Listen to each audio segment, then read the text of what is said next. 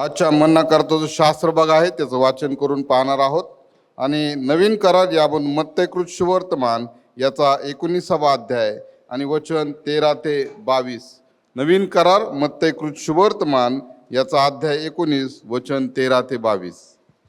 मत्तय शुभवर्तमान 19 वचने 13 ते 22. येशू लहान मुलांना आशीर्वाद देतो. नंतर त्याने बालकावर हात ठेवून प्रार्थना करावी म्हणून लोकांनी त्यांना त्याच्याकडे आणले. परंतु शिष्यांनी आणणाऱ्यांना दटावले.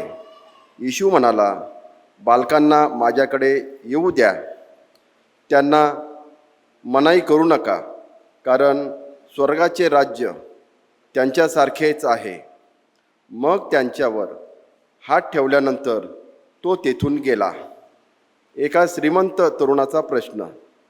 नंतर पहा, एक जण येऊन त्याला म्हणाला, उत्तम गुरुजी, मला सार्वकालिक जीवन वतन मिळावे म्हणून मी कोणते चांगले काम करावे? तो त्याला म्हणाला, मला उत्तम का म्हणतोस? उत्तम असा एकच आहे. तरी तू जीवनात प्रवेश करू पाहतोस तर आज्ञा पाळ. तो त्याला म्हणाला, कोणत्या? येशूला म्हणाला, खून करू नकोस, व्यभिचार करू नकोस, चोरी करू नकोस, खोटी साक्ष देऊ नकोस, आपल्या बापाचा व आपल्या आईचा सन्मान कर, आणि जशी आपणावर तशी आपल्या शेजाऱ्यावर प्रीती कर. तो तरुण त्याला म्हणाला, मी माझ्या तरुणपणापासून हे सर्व पाळले आहे. माझ्या ठाई आणखी काय उणे आहे? येशू त्याला म्हणाला, पूर्ण होऊ पाहतोस तर जा, तुझे असेल नसेल ते विकून दारिद्र्यास दे, म्हणजे तुला स्वर्गात संपत्ती मिळेल, आणि चल, माझ्या मागे ये. पण ही गोष्ट ऐकून तो तरुण खिन्न होऊन निघून गेला, कारण त्याची मालमत्ता पुष्कळ होती. ज्यांचे बाप्तिस्मे झालेले आहेत त्या सर्वांचं सर्वसमर्थ देव, की ज्याला आम्ही पिता किंवा आब्बा आणि बाप्पा असे हाक मारू शकतो प्रभू येशू ख्रिस्तामध्ये, त्या कुटुंबामध्ये त्यांचं प्रभू येशू ख्रिस्ताच्या नावामध्ये स्वागत आहे. आज उघडपणे तुम्ही स्वीकार केलेला आहे, आणि त्यासाठी देव तुमचं संरक्षण करो, तुमची वृद्धी करो, आणि देवाची कृपा तुमच्या सर्वांसंगती सदैव असो. त्याचप्रमाणे ज्यांना ज्यांना आज मंडळीमध्ये मिळवून घेतलेला आहे आणि बाप्तिस्मा झाले, त्यात तुम्हा सर्वांचं चर्च ऑफ क्राइस्ट बारामती या कुटुंबामध्ये आपलं स्वागत आहे. देवाच्या वचनाकडे लक्ष लावणार आहोत थोडा वेळ. देवाच्या वचनाकडे जाण्याच्या अगोदर सगळ्यात आनंदाची बातमी सर्व महिला मंडळासाठी, पुढचा रविवार नटून थटून गजरे बिजरे लावून या. मायवार आहे ना? प्रार्थनापूर्वक येऊयात, प्रार्थना करून यायचं आहे ना. बाकी देवाला भेटायला तर आम्ही चांगले कपडे घालून आलंच पाहिजे आहे ना. परंतु आम्ही ज्या वेळेस देवाकडे येतो त्यावेळेस आम्ही प्रार्थनापूर्वक आलं पाहिजे. मागच्या आठवड्यामध्ये रविवार, सोमवार, मंगळवार 3 दिवस मी नंदुरबारच्या जवळ चिंचपडा नावाचं गाव आहे, त्या ठिकाणी सेवेसाठी होतो. जवळजवळ 5 ते 6 हजार लोक त्या ठिकाणी ओपन एअर मिटिंगसाठी आले होते. दुसऱ्या दिवशीच्या सभेमध्ये, कारण जिथे ओपन एअरला तिथे कधीतरी एकदा वधस्तंभ सांगतोच, बहुतेक करून दुसऱ्या दिवशीच सांगतो. दुसऱ्या दिवशी ज्यावेळेस वधस्तंभाचा संदेश दिला त्यावेळेस त्या ठिकाणी पुष्कळ लोकांनी, ते 5 ते 6 हजार लोकांपैकी कमीत कमी 700-800 लोकांनी उभा राहून येशूचा स्वीकार केला. एवढंच नव्हे, दुसऱ्या दिवशी मी सकाळी ब्रेकफास्ट करत असताना काही पुरुष मंडळी भेटायला आली. काहींचे फोन आले. ते म्हणाले, संदेश झाल्यानंतर आमच्या पत्नी घरी आल्या. काहींनी सांगितले की आमच्या पत्नी रात्री 12 वाजेपर्यंत रडत होत्या, ख्रिस्ताने आमच्यासाठी काय वधस्तंभावर केलं. आणि ते जे आयोजक आहेत त्यांनी मंडळीचं असणारं वडील मंडळीसाठी त्यांनी आभार मानलेत की तुम्ही पाळक साहेबांना एक रविवार आमच्याकडे पाठवलं, आणि ज्यांनी ज्यांनी ह्या सेवेसाठी प्रार्थना केल्या, तुमची ह्या सेवेमध्ये पार्टनरशिप आहे, आणि देव त्यासाठी तुम्हाला आशीर्वादित करो. आज या ठिकाणी बाप्तिस्म्या, त्याचप्रमाणे VBSची सुरुवात झाली, आणि म्हणून आपण VBSची सुरुवात झाल्यानंतर जो पहिला रविवार आहे त्या दिवशी VBSचं असणारं जे मुख्य वचन आहे त्यावरती आम्ही लक्ष केंद्रित करत असतो. आजचं असणारं, ह्या वर्षाचं असणारं VBSचं जे मुख्य वचन आहे ते आहे मत्तयकृत शुभवर्तमान 19 अध्याय वचन 14. त्या ठिकाणी म्हटलेलं आहे, येशू म्हणाला, बालकांना माझ्याकडे येऊ द्या, त्यांना मनाई करू नका, कारण स्वर्गाचे राज्य त्यांच्या सारख्यांचेच आहे. आणि आज बाप्तिस्मा होत असताना एवढे लोक ख्रिस्ताकडे आलेले आहेत. लूककृत शुभवर्तमान 19 अध्याय, की ज्या शास्त्रपाठाला टोपण नाव आहे हरवलेला शास्त्रपाठ. कारण की त्या ठिकाणी हरवलेलं मेंढरू आहे, हरवलेलं नाणू आहे, उधळा पुत्र आहे, हे जे आहेत ना, ह्याला म्हणून त्याला हरवलेलं शास्त्रपाठ म्हटलं जातं. त्यामध्ये लिहिलेलं आहे, ज्यावेळेस जगामध्ये कोणीतरी एखादा मनुष्य प्रभू येशू ख्रिस्ताचा उघडपणे स्वीकार करतो, हमिंग होत आहे, उघडपणे स्वीकार करतो, त्यावेळेस स्वर्ग त्यासाठी आनंद करतो. आणि आज ज्यांनी ज्यांनी उघडपणे स्वीकार केला, बाप्तिस्मा घेतला, तेवढ्या लोकांसाठी देवाने किंवा देवदूत आणि स्वर्ग आनंद करत होतं. आणि चांगली गोष्ट आहे. आणि ह्या स्वर्गामध्ये आनंद होण्यासाठी देवाने आमचा उपयोग करून घेतला. आम्ही कोणी नाही, आम्ही कोण आहोत, तर आमची लायकी आहे, मर्त्य मनुष्य तो काय, की त्याची तू आठवण करावी. स्तोत्रकर्ता दुसरीकडे म्हणताना असं म्हणतो, मनुष्याचं आयुष्य क्षणभंगूर आहे, मनुष्याचं आयुष्य पाण्याचा बुडबुडा आहे, ते येतं आणि निघून जातं. परंतु देव ह्या काळात आमचा उपयोग करून घेतो. आणि आज मंडळी म्हणून परमेश्वराने आमचा उपयोग करून घेतला, की स्वर्ग जेवढ्या वेळेस बाप्तिस्मा होत होता तेवढ्या वेळेस स्वर्गामध्ये आनंद केला जात होता. काय अद्भुत गोष्ट आहे.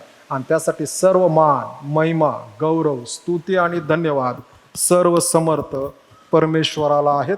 यावेळेस देवाच्या वचनाकडे लक्ष लावत असताना प्रिय बंधू भगिनींनो, वचन फार सुंदर आहे, संडे स्कूलपासून आपल्या सर्वांच्या परिचयाचा आहे. आणि या वचनामध्ये लिहित असताना त्या ठिकाणी लिहिलेलं आहे, पार्श्वभूमी शास्त्रपाठाची ही आहे, की येशूकडे पुष्कळ वेळेस पुष्कळ लोक यायचे, वेगवेगळ्या असणाऱ्या पद्धतीचे लोक येशूकडे यायचे, तरुण, वयोवृद्ध, लहान, आणि येशूच्या मागे लहान मुलं जायचे. याविषयी हा एक शास्त्रपाठ आम्हाला सांगतो. आणि 5,000 भोजन देत असतानाचा शास्त्रपाठ पण सांगतो.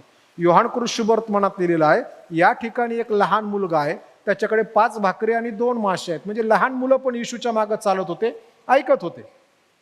एवढंच नव्हे तर वेगवेगळ्या असणाऱ्या प्रकारचे लोक, श्रीमंत, गरीब, वयोवृद्ध, तरुण, स्त्री, पुरुष, वेगवेगळ्या जाती धर्मातून वेगवेगळ्या प्रकारचे लोक, किंवा परुषी, शास्त्री, याजक वर्गातले सगळे येशूच्या मागे जात होते. आणि हे जात असताना अशाच एका वेळेस येशूकडे जात असताना लोक आलेले आहेत. आणि आलेले असताना काही आई वडिलांनी किंवा काही पालकांनी आपली मुलं येशूकडे आणण्याचा प्रयत्न केला, यासाठी की त्यांच्यासाठी येशूने प्रार्थना करावी. आणि ज्यावेळेस ते केलं त्यावेळेस लोक आणत असताना येशूचे असणारे जे शिष्य आहेत त्या शिष्यांनी आणणाऱ्यांना दटावलं म्हणजे अडवलं. येशूकडे जाऊ नका, येशू फार बिझी आहे, तुमच्या मुलांसाठी प्रार्थना करण्यापेक्षा येशूकडे अजून दुसरं पण महत्वाचं काम आहे. तुमच्या मुलांपेक्षा जी मोठी माणसं आहेत त्यांना जास्त गरज आहे. तुमच्या मुलांपेक्षा येशू जे थोरांना किंवा प्रौढांना सांगतो ते फार महत्वाचं आहे. आणि हाच दृष्टिकोन गेले 2000 वर्ष झालं मंडळी देखील आपल्या जीवनामध्ये बाळगून आहे. जागतिक ख्रिस्ती मंडळी सगळीकडे बघा, संडे स्कूलचा विषय म्हटला ना, VBSचा विषय म्हटला की त्याच्याकडे एवढं बारकाईने पाहिलं जात नाही. आलं गेलं, नाही गेलं, शिकवलं, नाही शिकवलं, चालू. परंतु देवासाठी संडे स्कूलची मुलं फार महत्वाची आहेत. DL मूडी नावाचे देवाचे सेवक होते. आणि हे सेवक एकदा संदेश देऊन संध्याकाळी घरी, त्यांच्या संग ते अजून एक वक्ते होते. आणि त्या वक्त्यांचा दुपारी संदेश झाला म्हणून संध्याकाळी DL मूडी साहेब संदेशाला गेले. संदेश देऊन पुन्हा रात्री आले. आणि आल्यानंतर ते वक्ते म्हणाले, आजची सभा कशी झाली? ते म्हणले, चांगली झाली. किती लोकांनी प्रभू येशू ख्रिस्ताचा स्वीकार केला? आणि त्यांनी सांगितलं 2.5 लोकांनी. आणि 2.5 लोकांनी म्हणल्यानंतर ते दुसरे जे संदेश देणारे होते ते देवाचे सेवक म्हणताना म्हणाले, म्हणजे 2 मोठी माणसं आणि 1 लहान मुलगा यांनी केलं का? ते म्हणाले, नाही, 2 लहान मुलं आणि 1 मोठा माणूस. कारण मोठ्याने आपलं जीवन जगलेलं आहे, राहिले थोडेच वर्ष. देव लेकरांकडे फार बारकाईने पाहतो. परंतु अनेक वेळेस अडखळण्याचं काम केलं जातं, दटावलं गेलं, घेऊन येऊ नका, घेऊन जा, परत घेऊन जा. येशूला तेवढंच काम आहे का? येशूला दुसरं काम आहे? येशू सांगते मोठे लोक बोलायला येतात. आणि हे सगळं झाल्यानंतर येशू हे सगळे ऐकत आहे. प्रिय बंधू आणि भगिनींनो, ज्या वेळेस देवाच्या द्राक्षमळ्यामध्ये, देवाच्या राज्यामध्ये ज्या वेळेस कुणीतरी कोणाला तरी दटवण्याचं काम करतं, त्यावेळेस ते ख्रिस्ताच्या मनोदयाच्या विरुद्ध काम करतो. ख्रिस्ताच्या दृष्टांताच्या विरुद्ध काम केलं जातं. देवाचा जो उदात्त हेतू जगाच्यासाठी आहे, त्या असणाऱ्या उदात्त हेतूच्या विरुद्ध काम केलं जातं. आणि देवाच्या राज्याच्या विरुद्ध काम करणारी जी व्यक्ती आहे ती देवाची असू शकत नाही. अनेक वेळेस अडखळण येतं. येशू ख्रिस्त म्हणतो अडखळण तर येणार, परंतु ज्याच्यामुळं अडखळण येतं त्याची अवस्था किती भयंकर असेल. आणि त्यातलं एक उदाहरण यहुदा इस्करियोतचं आहे. यहुदा इस्करियोतने अडखळण आणण्याचा प्रयत्न केला आणि त्याचं काय झालं आपण सगळं गुड फ्रायडे आणि त्याच्या अगोदर आपण पाहत होतो. प्रिय बंधू भगिनींनो, आम्ही ज्या वेळेस देवाच्या वचनाकडे पाहतो, देवाचं राज्य वाढावं म्हणून पुरस्कृत गोष्टी करणं हे फार गरजेचं आहे. आम्हाला जर समजत नसेल मी देवाच्या राज्यासाठी काय करायचं, देवाच्या मंडळीसाठी काय करायचं, एक देवाचे सेवक आणि त्यांचं फार सुंदर वाक्य आहे, सगळ्या जगातल्या संस्थे संगती खेळावं पण मंडळी संगती कधी खेळू नये. कारण ज्या वेळेस कोणीतरी मंडळी संगती खेळतं त्यावेळेस देव न्याय केल्याशिवाय राहत नाही, देव शिक्षा दिल्याशिवाय राहत नाही. न्याय आणि शिक्षा मी दोन शब्द वापरले.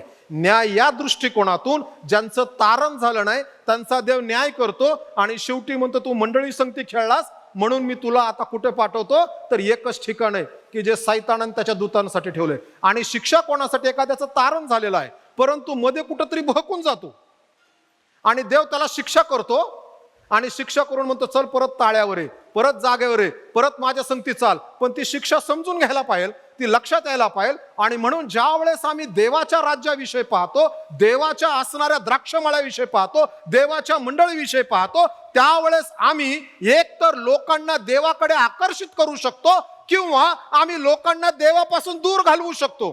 दोन्ही 50-50% होणार नाही. खाण्यासाठी 50-50 बिस्किट चांगलं आहे परंतु देवाच्या राज्यामध्ये ते उपयोगाचं नाही.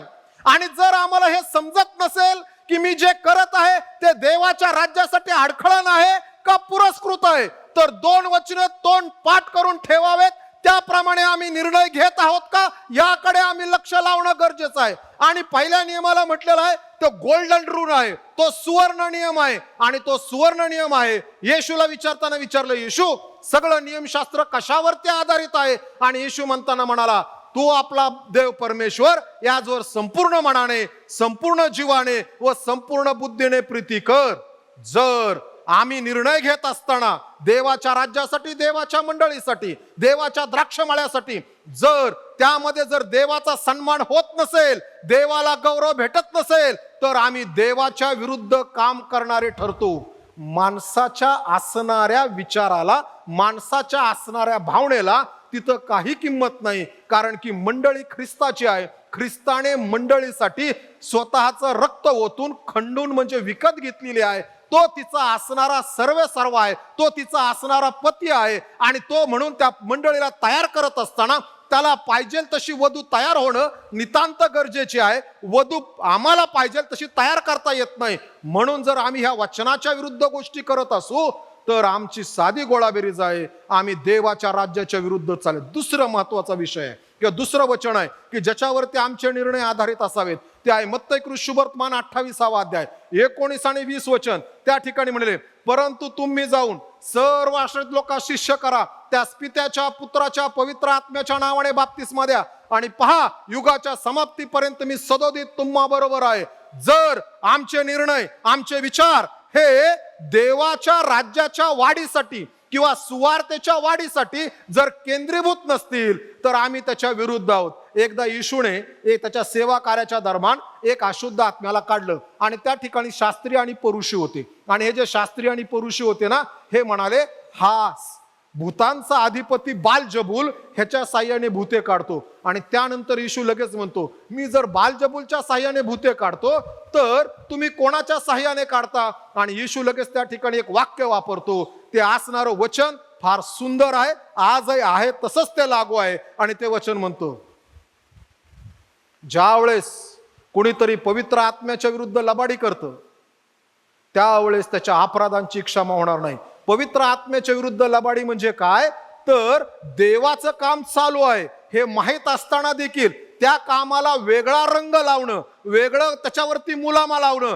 आणि ते देवाचं काम नाही, ते दुसरं कोणाच तरी काम आहे असं त्याला सादर करणं म्हणजे पवित्र आत्म्याच्या विरुद्ध बोलणं आहे. आणि अशी कामं जी आहेत त्याला काय देवापासून क्षमा मिळत नाही. म्हणून प्रिय बंधू भगिनींनो, हे शिष्य जे आहेत ना थोड्या वेळासाठी अडखटी झाले, आणि म्हणून येशू लगेच म्हणतो, येशू म्हणाला, ज्या वेळेस येशू म्हणतो ना त्यावेळेस 100% ते सत्य आहे, ते कधीही खोटं नाही. आमचा देव बोलत असताना अधिकारवाणीने लोकांच्या मनाचं पुनर्जीवन होण्यासाठी तो बोलतो. आमचा देव देवाचा गौरव होण्यासाठी बोलतो. आमचा देव बोलत असताना माणसाची आध्यात्मिक उन्नती होण्यासाठी बोलतो. आमचा देव आमची भग्न अंतकरणं जी तुटलेली आहेत ती पुन्हा जोडून नीट उभा करण्यासाठी बोलतो. आमचा देव आमच्या मनाचं पुनर्जीवन करण्यासाठी बोलतो. आमचा देव त्याच्या लोकांचे असणारं जीवन प्रभू येशू ख्रिस्ताच्या प्रतिमेमध्ये बदललं जावं म्हणून तो बोलतो. आमचा देव बोलत असताना यासाठी बोलतो की त्याद्वारे मनुष्य मात्रांना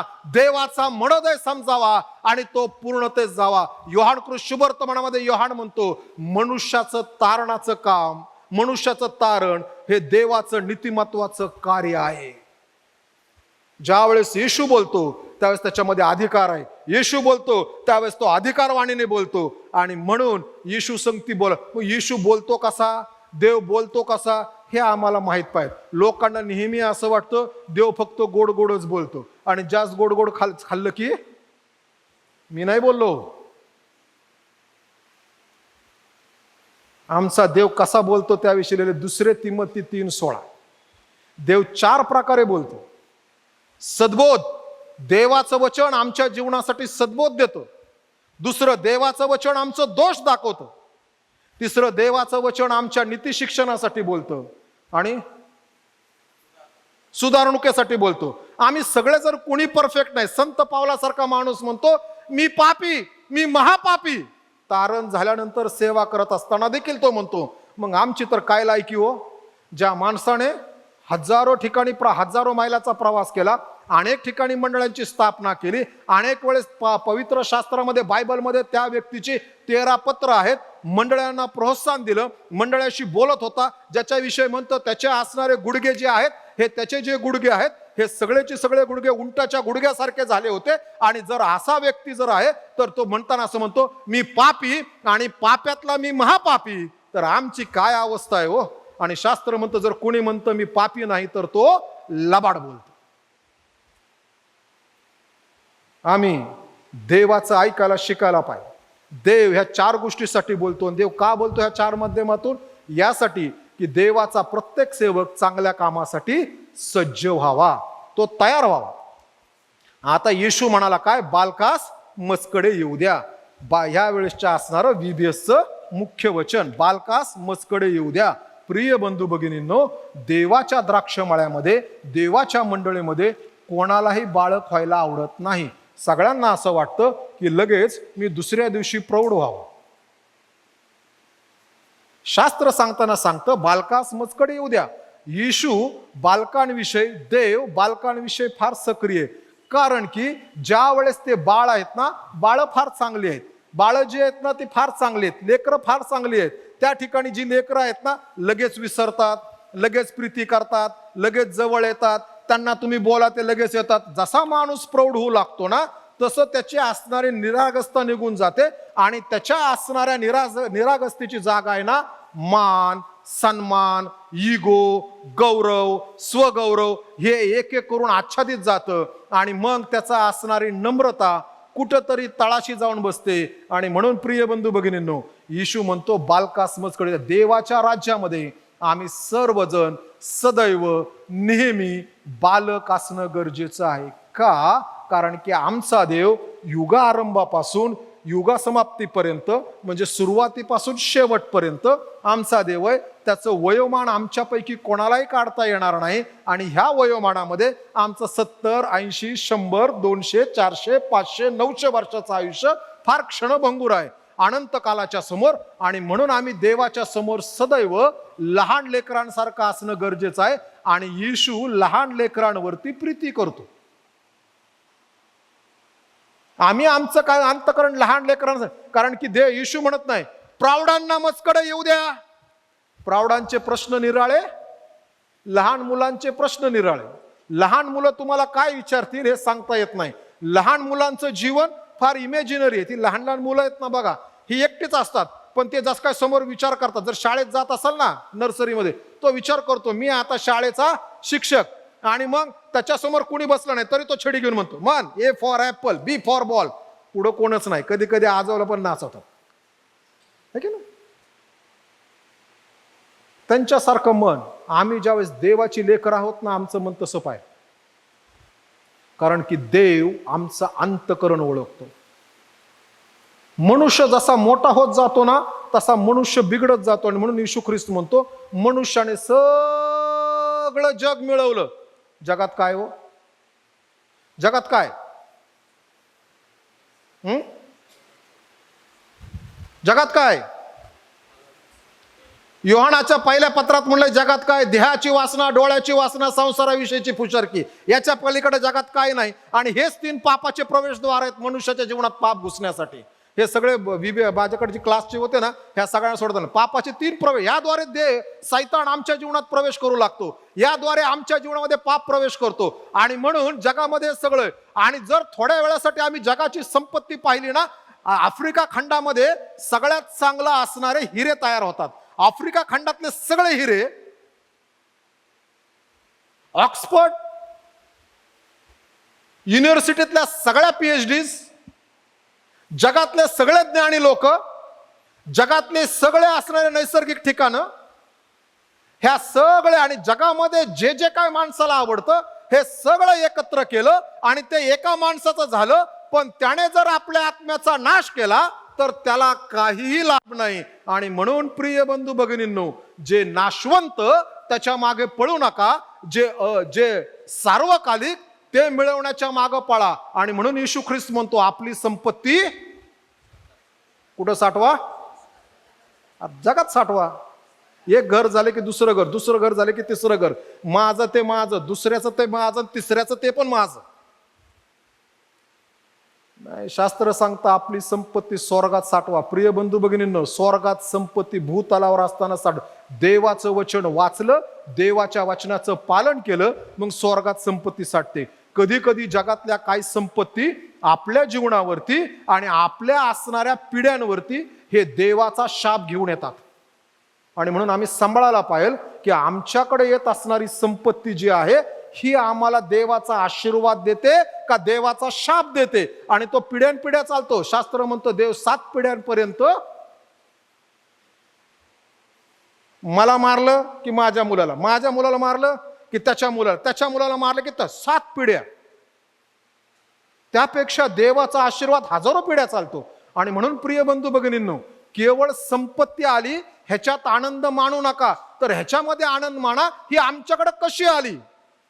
बघा तो जक्क आहे ना, तो फार सुंदर. मी जर कुभांडाने कोणाचं काही घेतलं असेल, लहान मुलं कुभांडाने घेतात का हो? हे कुभांडाने घेण्याचा दृष्टिकोन 2 व्यक्तींचा, एक प्रौढांचा आणि दुसरी गोष्ट ज्यांचं तारण झालं नाही त्यांचा. बघा ते कुभांडाने घेण्यामध्ये जगाच्या दृष्टिकोनातून किती परफेक्टली गोष्टी झालेल्या असो, देव न्याय करणार म्हणजे करणार. म्हणून सांभाळा. आम्ही मुलांचं जीवन सांभाळ बघायला पाहिजे. आमची संपत्ती आम्ही स्वर्गात साठवायला पाहिजे. आम्ही त्या दरिद्री लाजारासारखं इथं आम्ही कफल्लक असलो तरी चालेल. तिथं काय लिहिलंय? तो त्या श्रीमंत मनुष्याच्या टेबलावरून येणाऱ्या काय जे उष्ट आहे ते खरकट, त्याच्यावरून. ते खरकट जो शब्द आहे ना ग्रीक, त्या काळामध्ये आता सारखे काय टिश्यू पेपर नव्हते ना. आपण बघा कुठं जेवायला गेलो की लगेच टिश्यू पेपर घेतो. ती प्लेट किती स्वच्छ असो, लगेच टिश्यू पेपर घेतो, ताट स्वच्छ करतो, वाटी स्वच्छ करतो, ग्लास स्वच्छ करतो. त्या काळामध्ये टिश्यू पेपर नव्हते, टॉवेल्स नव्हते. तर त्या काळामध्ये जेवण होण्याच्या अगोदर ज्या प्लेटमध्ये श्रीमंत लोक जेवण करायचे, त्यांच्याकडे एक वेगळी ब्रेड तयार केली जायची. आणि ही जी ब्रेड आहे ना, त्या ब्रेडनी ती सगळी प्लेट पहिली पुसली जायची. आणि ही जी पुसलेली ब्रेड आहे ना, ही त्या असणाऱ्या श्रीमंत मनुष्याला 2 दारं असायची घराला. एक एंट्रन्स मुख्य गेट आणि एक मागच्या बाजूला असणारं वाड्याचं छोटं दार. त्या वाड्याच्या छोट्या दाराच्या पलीकडं त्या ठिकाणी आणून ही सगळी ब्रेड पुसलेली टाकली जायची आणि म्हणून त्या ठिकाणी कुत्रे असायचे आणि म्हणून लाजार त्या ठिकाणी होता. लाजराला ती भाकर द्यायची प्लेट पुसलेली. तो खातो ते अन्न नव्हतं भेटत. आम्ही जगामध्ये दरिद्री म्हणून राहिलो, पण ज्या वेळेस आम्ही मरण पाहू किंवा आमचा तारणारा गौरवी नासरी प्रभू येशू ख्रिस्त ज्या वेळेस देवाच्या तुतारीचा नाद होत असताना आणि स्वर्गामध्ये ज्या वेळेस तो अवतरेल, त्यावेळेस ज्या वेळेस आम्हाला ऐकायला येईल, चला इकडं वर या, आणि मरण पावलेले पहिले उठवले जातील आणि आम्ही उठवले जाऊ, आणि तो आमच्याकडे पाहून म्हणेल, भल्या व विश्वासू दासा. पुढं थोड्या गोष्टीविषयी विश्वासू राहिलास. पुढं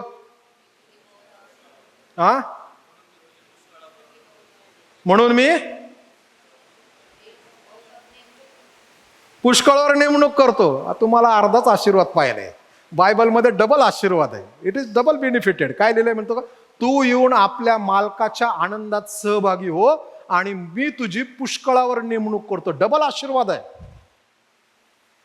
देवाने ते म्हटलं पाहिजे. मग आम्ही इथं कफल्लक असेल तरी चालेल. नीतिसूत्राच्या पुस्तकात एक सुंदर वचन आहे. ते वचन म्हणताना असं म्हणतं, देव धनसंपदा देतो आणि धनसंपदे संगती देव क्लेश आणि दुःख देत नाही. जर आमची धनसंपदा माझ्या स्वतःला, माझ्या कुटुंबाला, माझ्या पुढच्या 7 पिढ्यांना जर क्लेश आणि दुःख देणारी आहे, मग ती देवापासून नाही. सांभाळायला पाहिजे, आम्ही शोधायला पाहिजे. आणि म्हणून येशू ख्रिस्त त्या ठिकाणी म्हणतो, लहान लेकरांसारखं, लहान लेकरांनी म्हणतो, बालकासमज त्यास मनाई करू नका, कारण स्वर्गाचे राज्य त्यांच्यासारखे. आमचं मन, आमचं जीवन, आमचं विचारसरणं, आमची बसणं आणि उठणं लहान लेकरांसारखं हवं आहे. प्रिय बंधू भगिनींनो, लहान लेकरांसारखं तुम्ही त्यांना काही सांगा, ते लगेच शिकतात. लहान लेकरांना सांगा असं असं कर, लगेच करतील. आम्ही देवापासून वचन ऐकून स्वतःची आत्मिक उन्नती करणार पाहिजे. नाहीतर असं नाही करायचं, राग आला आणि रुसवान फुगवा.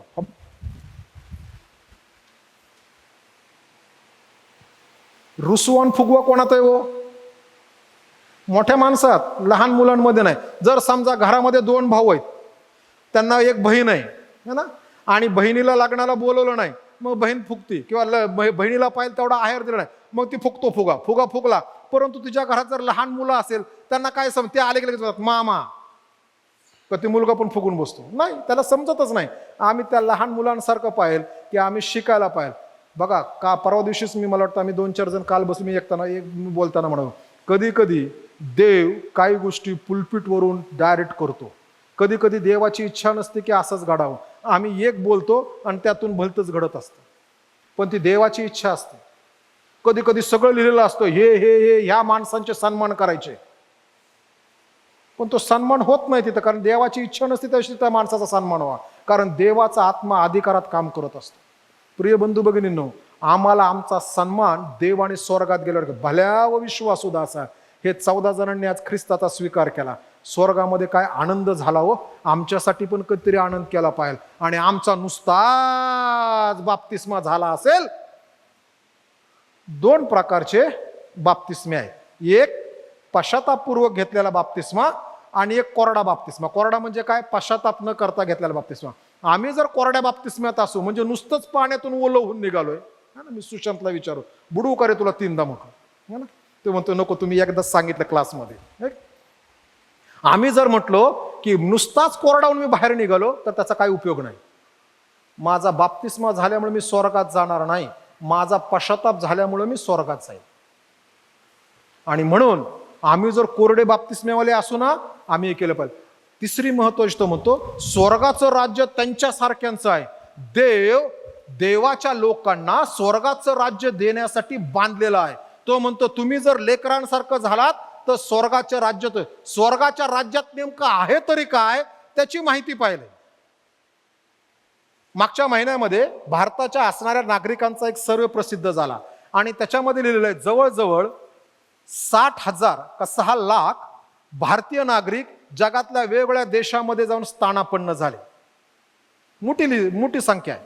ते म्हणले ह्या देशात नाही राहायचं, आम्ही दुसऱ्या देशात राहायला जातो. तिकडे जाऊन ते राहू लागले आणि काम करू लागले आणि अभ्यास करू लागले. काही जण तिथं स्थायिक झाले, मोठी लोकसंख्या झाली. त्यांना तिकडचं आवडलं, इकडचं आवडलं, कारण त्यांना तिकडच्या गोष्टी अभ्यास केल्यानंतर चांगल्या वाटल्या. आम्हाला जोपर्यंत स्वर्ग काय हे समजणार नाही तोपर्यंत आम्हाला स्वर्गामध्ये जाण्याची ओढ लागणार नाही. स्वर्ग जे आहे ना हा फार सुंदर आहे. जगामध्ये कोठेही अशा प्रकारची भूमी नाही. इतका स्वर्गातली जी भूमी आहे, जी जमीन आहे ती स्फटिकासारखी आहे. माणसाला तिथं आरशाची गरज लागत नाही. त्या जमिनीत नुसतं तोंड बघितलं तरी माणसाचं तोंड आहे तसं दिसतं. इतकं स्फटिकासारखं शुद्ध आहे. सोन्याचे रस्ते आहेत. कसल्या सोन्याचे? माझा अभ्यास आहे. पिवळ्या सोन्याचे नाही, पांढऱ्या सोन्याचे रस्ते. पिवळं सोनं फार नंतर जगामध्ये आलं. सगळ्यात अगोदर पांढरं सोनं हे महागडं सोनं होतं. आजही भेटतं ना.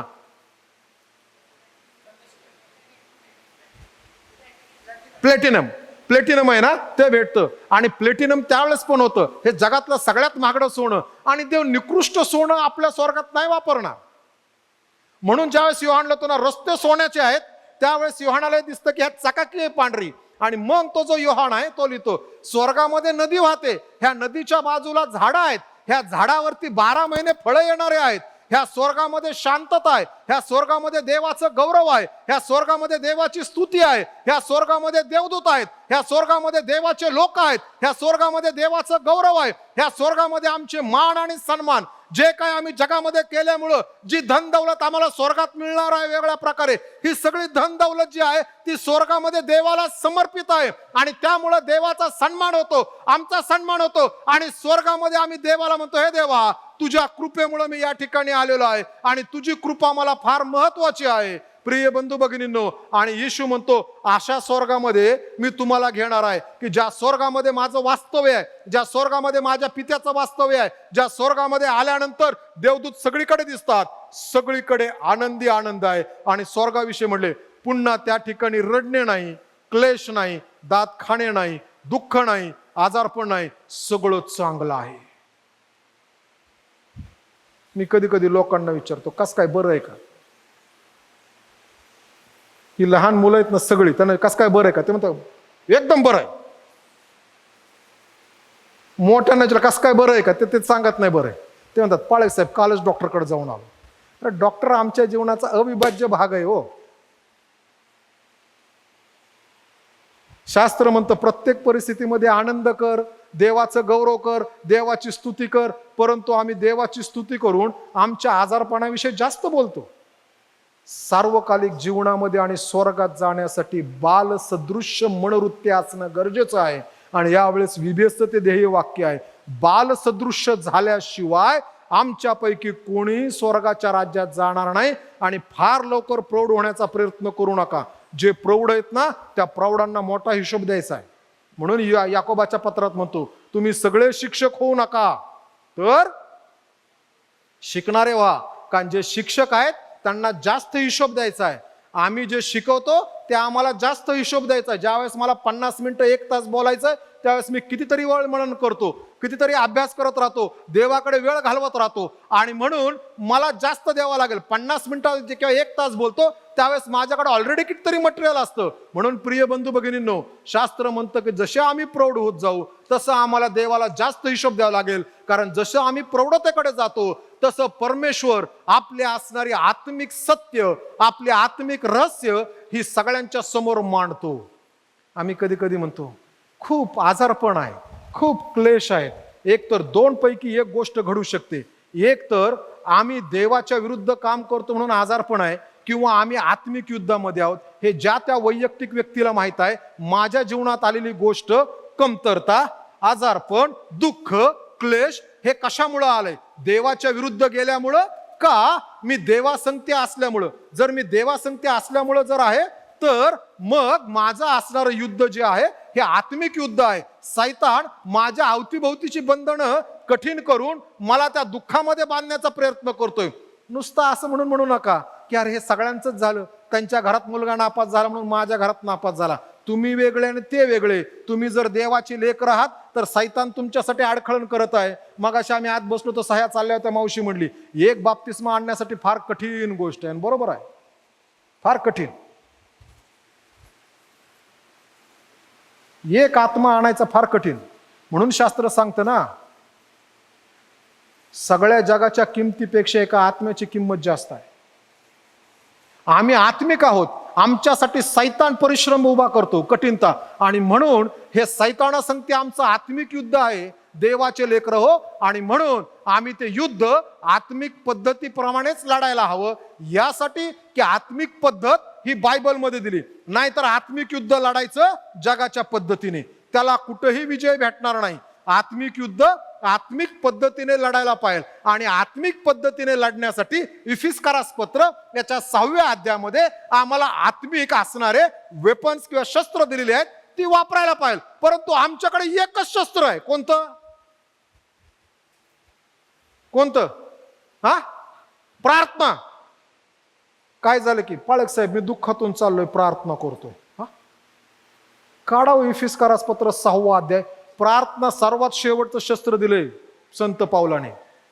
अगोदर कितीतरी शस्त्र आहेत, आणि जर आम्ही ती अगोदरची वापरली ना, आम्हाला प्रार्थना वापरायची गरजही पडत नाही. पण आमची पहिली धाव, बाकी काय करत नाही.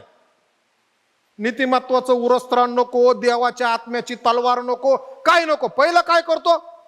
बसलो, केली प्रार्थना. कशी? ती पण सोफ्यात बसून, गुडघ्यावर बसून केलेली प्रार्थना. सैतानाचे असणारे जे बळकट दुर्ग आहेत ते हलवतो. गुडघ्यावर प्रार्थना करून बघा प्रिय बंधू भगिनींनो, देव आमच्या बाजूने कसं युद्ध करत असतो. आम्ही कधी कधी आत्मिक युद्ध जगाच्या पद्धतीने जिंकण्याचा प्रयत्न कधी जिंकले जाणार नाही, कारण सैतान फार धूर्त आहे. तो आम्हाला जगाच्या गोष्टीमध्ये अडकवण्याचा प्रयत्न करतो. म्हणून लहान लेकरांसारखं, लहान लेकरांना सांगा हे असं असं आहे. कधी कधी लहान मुलं येतात, आबा तुम्हाला माहित आहे का, हे बोट मी इकडचं इकडं करू शकतो. आता मी पण लहानपणी केलं, आणि आपण म्हणतो कसं, लगेच म्हणतो बघा बघा. आपण म्हणतो अरे मला येतच नाही. त्यांना खूप आनंद. त्यांना कोणीतरी शिकवलं, ते आपल्याला शिकवतात. एकदा एका मुलाने घरी येऊन आई वडिलांना आजी आजोबांना प्रश्न विचारला, जगामध्ये असं कोणतं गेट आहे की ज्या गेटमधून कुणी जात नाही? आणि आई वडिलांचं डोकं, ते काय विचारतील काय सांगता येत नाही. खूप खाजून, नाही माहिती. काय सोपं आहे म्हणले, कोलगेट. त्यांच्यासारखी निरागसता आमच्यात हवी आहे. आम्ही देवाच्या मागे चालायला पाहिजे. प्रिय बंधू भगिनींनो, बघा आम्ही लहान लेकरांसारखं झालो ना, सारं स्वर्गाचं राज्य आमचं आहे, आणि आम्हाला स्वर्गाचं राज्य मिळणं फार गरजेचं आहे. मी 51 वर्षाचा. बायबलच्या हिशोबानुसार, मोशेच्या हिशोबाने 70-80 वर्ष म्हटलं तर अजून फक्त राहिले ते 19 वर्ष 70 वर्षासाठी. त्या 19 वर्षामध्ये हिथं देवाचं मूल न होता जगणं, त्यापेक्षा देवाचं मूल होऊन जगायचं. आणि स्वर्गामध्ये जात असताना देवाचा एकुलता एक पुत्र प्रभू येशू ख्रिस्त, तो आमचा थोरला बंधू आणि आम्ही त्याचे असणारे लहान बांधव, या दृष्टिकोनातून आम्ही येशूच्या माग देवाचे राजकुमार राजपुत्र म्हणून त्या स्वर्गामध्ये चालायचं. आणि दिव्यदूत त्या ठिकाणी आमची सेवा करणार. ते कधीही अद्भुत आहे. आणि म्हणून स्वतःला देवाच्या राज्यात नेहमी लेकरांसारखं ठेवा. आपल्यासाठी संपत्ती स्वर्गात साठवा. देवाच्या राज्यासाठी अडखळण होऊ नका. देवाच्या राज्यासाठी दटावणारे होऊ नका. तर देवाच्या राज्यासाठी पुरस्कृत आणि ते वाढणारे कसं, याकडे लक्ष द्या. कारण की देवाने आमच्या भोवती दिलेले सगळे लोक आहेत, ह्या आत्म्याविषयी देव आम्हाला विचारेल.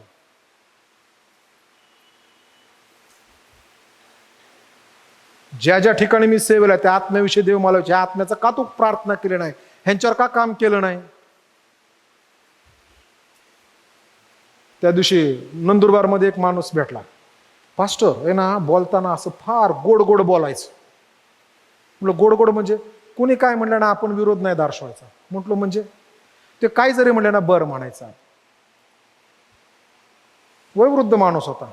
मी आपलं बायबल संगीत लगेच उघडलं. नीतिसूत्राच्या पुस्तकात म्हटलंय, जो कठोर बोलतो, जो कठीण बोलतो, शेवटी त्याचा सन्मान होतो, कारण तो भल्यासाठी बोलतो ना.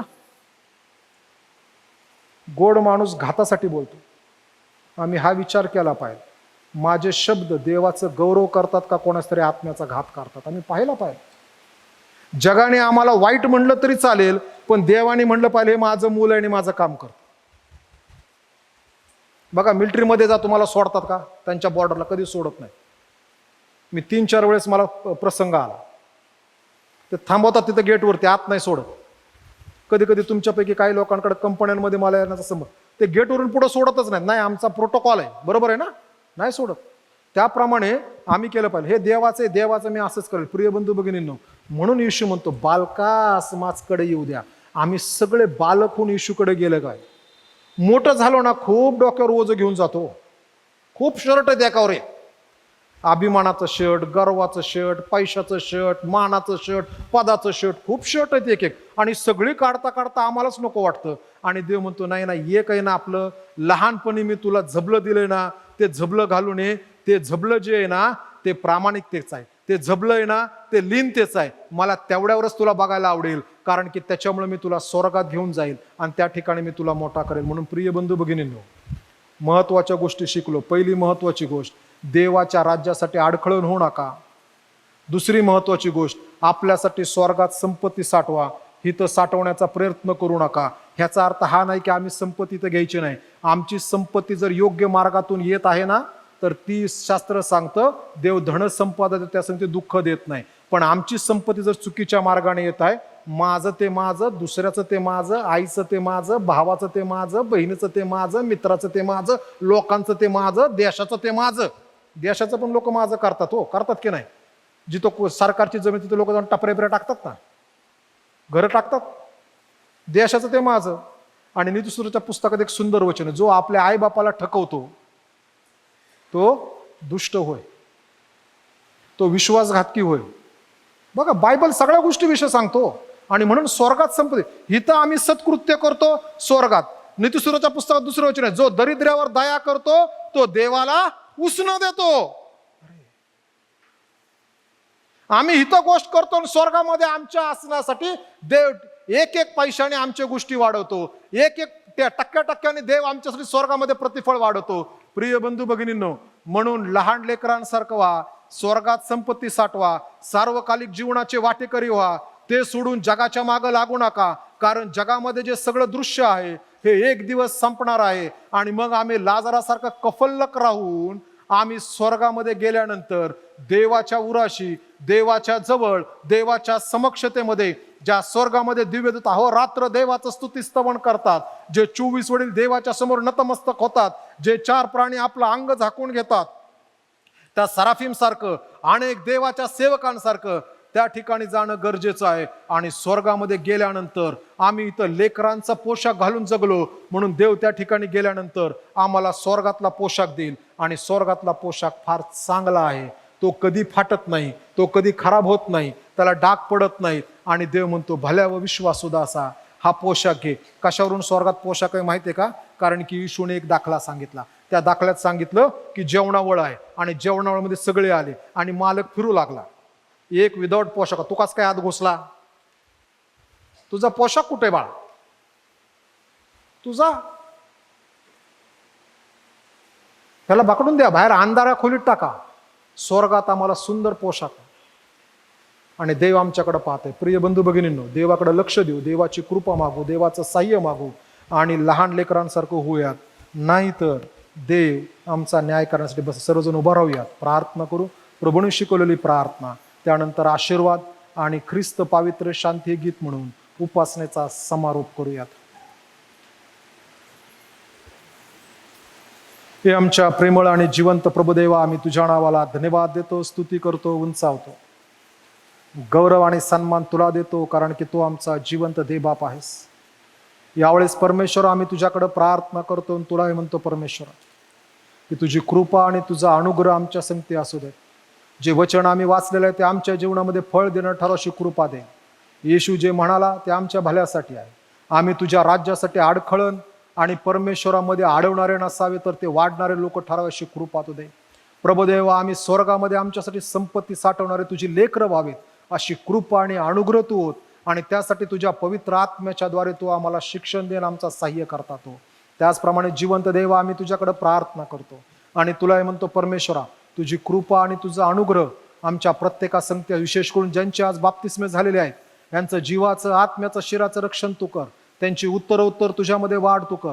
त्यांचा सांभाळ आणि प्रतिपाळ करणारा दे बाप तो. आम्ही सर्वांना तुझ्याकडे समर्पित करतो. ह्या प्रत्येक बाप्तिस्मा झालेल्याचं आत्मिक जीवनामध्ये उन्नती कर. ज्यांनी आम्ही सर्वांनी आज तुझं वचन ऐकलेलं आहे, आमची आध्यात्मिक उन्नती होऊ देत. येणारं वचन, जे वचन आलं ते आमचे 30 पट 60 पट 100 पट पीक देणारं ठरावं आणि हे पीक टिकावं आणि त्यातून तुझं गौरवाशी कृपा तू दे. म्हणून आम्ही आमचं समर्पण तुझ्या हातामध्ये करतो. उद्यापासून पुन्हा VBSची सुरुवात आहे. VBS प्रत्येकासाठी, येणाऱ्या लेकरांसाठी आशीर्वादाचा आणि लाभदायक तू कर. प्रार्थना प्रभू येशू ख्रिस्त आमचा गौरवी तारणारा याच्याद्वारे मागतो म्हणून तो ऐक. आमेन. हे आमच्या स्वर्गातील पित्या, तुझे नाम पवित्र मानले जाव. तुझे राज्य येऊ. जसे स्वर्गात तसे पृथ्वीवरही तुझ्या इच्छेप्रमाणे हो. आमची रोजची भाकर आज आम्हास दे, आणि जसे आम्ही आमचे ऋणे असरून सोडले आहेत तसेच तू आमचे ऋणे आम्हास सोड. आणि आम्हास परीक्षेत नकोस, तर आम्हास वाईटापासून सोडिव. कारण की राज्य, सामर्थ्य आणि गौरव सर्व काळ तुझीच आहे. आमेन. आता शांतीने जा आणि सुखाने राहा. म्हणजे देव जो बाप याची प्रीती, तारणाऱ्या प्रभू येशू ख्रिस्ताच्या कृपा, प्रेमळ पवित्र आत्म्याची सहभागिता आम्हातील प्रत्येकाबरोबर, देवाच्या सर्व लेकरांबरोबर, विशेष कोणा ज्यांचे बाप्तिस्मे झाले त्या प्रत्येक व्यक्तीबरोबर येशूचे पुन्हा येणे होईपर्यंत असो. आमेन.